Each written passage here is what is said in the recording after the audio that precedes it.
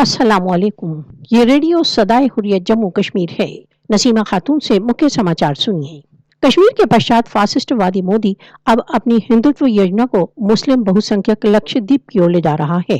केरल के तट पर मुस्लिम बहुसंख्यक लक्षद्वीप हिंदुत्व आक्रमणों से त्रस्त है। आर्शीप्लेगो में भारतीय जनता पार्टी के नेतृत्व के प्रशासन के काले कानूनों की एक श्रृंखला के पश्चात लक्षद्वीप में निवास कर रहे मुसलमान निष्कासन के भय से त्रस्त हैं। भारतीय जनता पार्टी द्वारा नियुक्त प्रशासक प्रफुल्ल खोदा पटेल कुछ कानूनों द्वारा लक्षद्वीप के मुसलमानों के अस्तित्व को चुनौती दे रहा है। मुस्लिम विरोधी कानूनों द्वारा भारतीय जनता पार्टी के नेतृत्व की सरकार लक्षद्वीप की जनसंख्यात्मक स्थिति को बदलना चाहती है। विश्लेषकों का मानना है कि लक्षद्वीप में कानून मुसलमानों को टारगेट करने वाली भारतीय जनता पार्टी को प्रतिशोधी कार्यसूची की स्पष्ट अभिव्यक्ति है।